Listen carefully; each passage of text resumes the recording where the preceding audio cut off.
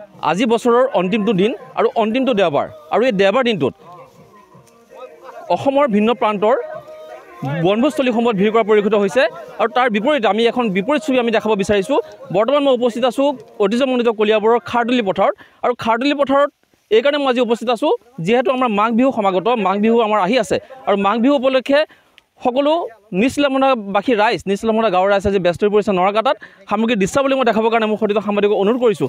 এনেদৰেই তেখেতসকলে নৰা কাটাত ব্যস্ত হৈ পৰিছে যিহেতু মাঘৰ বিহু আহি আছে আৰু মাঘৰ বিহু যিহেতু ভোগৰ উৎসৱ, ভোগালী বুলি আচলতে কোৱা হয় আৰু এই ভোগৰ উৎসৱ যিহেতু ভোগালী আৰু ভোগালী উপলক্ষে সকলোৱে ভেলাঘৰ সাজে আৰু ভেলাঘৰৰ কাৰণে নৰাৰ খুবেই প্ৰয়োজন আৰু এই নৰা কাটিলেহে আচলতে ভেলাঘৰটো গঢ় লৈ উঠে আৰু এই নিচলামৰাবাসী ৰাইজে আচলতে প্ৰতিবৰ্ষৰ দৰে এইবাৰো ওলাই আহিছে, নৰা কাটাত ব্যস্ত হৈ পৰিছে।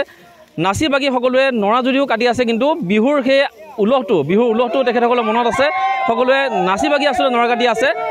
তেখেতসকলে জনাইছে ৰাজ্যবাসী তেখেতসকলে জনাইছে নতুন বছৰৰ শুভেচ্ছা, যিহেতু আজি বছৰৰ অন্তিমটো দিন, কাইলৈ নৱবৰ্ষক আদৰিব। এনেদৰে তেখেতসকলে নৰা কাটি আনন্দ উল্লাসৰে নৱবৰ্ষক আদৰণি জনাইছে আৰু ভোগালী যিহেতু ভোগৰ উৎসৱ ভোগালী বুলি কোৱা হয় আৰু এই ভোগালী বিহুৰ ভেলাঘৰৰ বাবে তেখেতসকলে নৰা কাটিছে।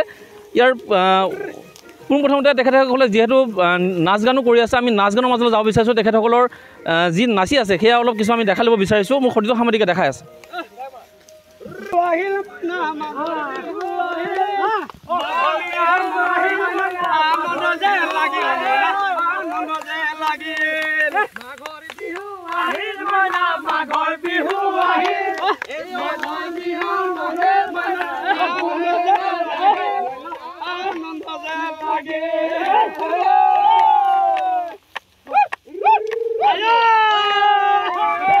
নিশ্চিতভাৱে খুব এটা সুন্দৰ এটা পৰিৱেশ ইয়াত, যি এখন খাৰদুলি পথাৰ, সেই খাৰদুলি পথাৰত এটা সুন্দৰ পৰিৱেশৰ সৃষ্টি হৈছে। আমি কিছু ব্যক্তিৰ পৰা আমি মন্তব্য ল'বলৈ চেষ্টা কৰিম। আচলতে কি ক'ব, কেনেকুৱা অনুভৱ? মাঘৰ বিহু আহি আছে কিন্তু আজি 31 ডিচেম্বৰ, আজি নতুন বছৰক আদৰণি জনাব, কাইলৈ যিহেতু 1 তাৰিখ পুৰণি বছৰক বিদায় জনাব।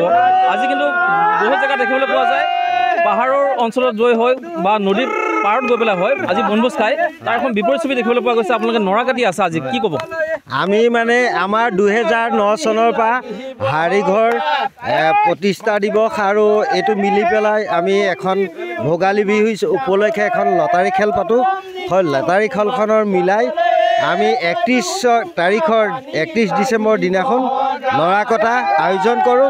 এই নৰা কটা আয়োজনত সকলো খানা, সকলোৰ নিজৰ পইচা অংশ কৰি পেলাই তেওঁ খানাটো দিয়া হয় আৰু এনেকৈ প্ৰেম প্ৰীতি চলি যাবৰ কাৰণে সকলো আমাৰ 10-15খন গাঁৱৰ ল'ৰাৰ মানে একমিল হৈ পেলাই আমি এই প্ৰতিষ্ঠাটো পাতোঁ।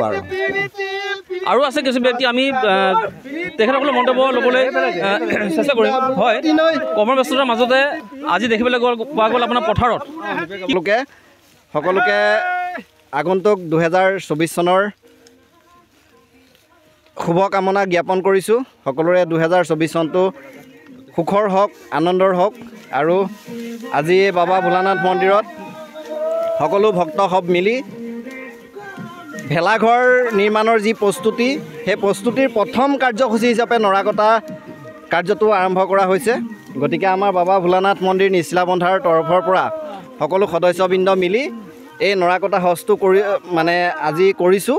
লগতে 2023 বৰ্ষক বিদায় দিম বুলি আজি আমি ইয়াত সকলো সমবেত হৈছোঁ আৰু 2024 চনক আদৰিম বুলি সকলোৱে এই প্ৰীতি অনুষ্ঠানটোৰ আয়োজন কৰিছোঁ।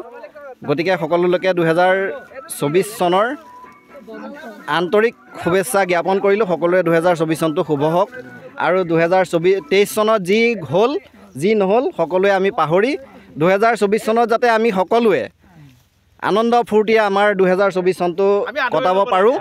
গতিকে সকলোৰে কাৰণে মই ভগৱানৰ ওচৰত প্ৰাৰ্থনা কৰিছোঁ, সকলোৰে মংগল হওক, সকলোৰে ভাল হওক, সকলোৱে আনন্দ ফূৰ্তিৰে নিজৰ জীৱনটো উদযাপন কৰক। ধন্যবাদ। হয়, নিশ্চিতভাৱে আমিও আশা কৰিম সকলোৰে ভাল হওক আৰু যিহেতু আজি বছৰৰ অন্তিমটো দিন আৰু অন্তিমটো দিনত কালি যিহেতু নতুন বছৰৰ সকলোৱে আদৰণি জনাব, আমিও আশা কৰিম সকলোৰে ভাল হওক। আৰু ব্যক্তি আছে ভোগালী বিহুৰ যিখিনি আগন্তুক যিখিনি কাৰ্য কৰিবলগীয়া আছে আপোনাৰ ভেলাঘৰৰ পৰা ধৰি অন্যান্য আছে। আজি ভেলাঘৰত যিখিনি অনুষ্ঠিত হ'বলগীয়া আছে সেইখিনি সকলো অনুষ্ঠিত হৈছে। ভাল লাগিছে। এনেকৈ আগন্তুক আগলৈও আগবাঢ়ি যাওক। সকলো ৰাইজৰ প্ৰতি এটা অনুৰোধ, সকলোকে বিনম্ৰভাৱে কামনা কৰিছোঁ এনেকৈয়ে যাতে অসমীয়া আইক জীয়াই ৰাখক। জয় আই অসম।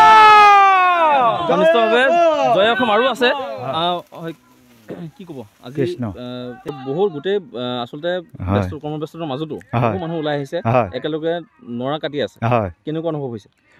একদম ধুনীয়া যে আমি অনুভৱ কৰিছোঁ। আমি 10 বছৰৰ পৰা যেনেকৈ পাতি আহিছোঁ, আজিও আমি তেনেকৈ পাতিছোঁ, পাইছোঁ, সকলোকে পাইছোঁ। এই ৰাইজ আছেই, এতিয়া একেলগে খাম, খাই বৈ আৰু আমাৰ ঢেৰাঘৰটো বনাম। আমাৰ মানে ঢেৰাঘৰ বুলি কয় নে, সেইটো কি কয় বাৰু? ভেলাঘৰ আৰু ভেলাঘৰ বনাম একেলগে। তাকেহে আমি একেলগে সহজ কৰ্ম একেলগেও একদম বহুত ভক্তবৃন্দ আছে আমাৰ 60জন 70জন মানে হয়তো একেলগে আমি কৰ্ম কৰিছে, নৰা কাটিছে। হয়, আমি যি নিচিলাভন্দাৰ গাঁৱৰ যি খাৰদুলি পথাৰ আছিলে সেই পথাৰৰ পৰা আমি সামগ্ৰিক পৰিৱেশ আমি দেখালোঁ। যিহেতু মাঘ বিহু সমাগত আৰু মাঘৰ বিহু উপলক্ষে তেখেতসকলে যিহেতু ভেলাঘৰ সাজিব আৰু ভেলাঘৰ সাজিবৰ কাৰণে তেখেতসকলে নৰা কটা ব্যস্ত হৈ পৰিছে। আমি সামগ্ৰিক পৰিৱেশ আমি সকলো আমাৰ কলিয়াবৰৰ খাৰদুলি পথাৰৰ পৰা দেখালোঁ। আৰু অধিক খবৰ বাবে আপোনালোকে চাই থাকক TNL নিউজ।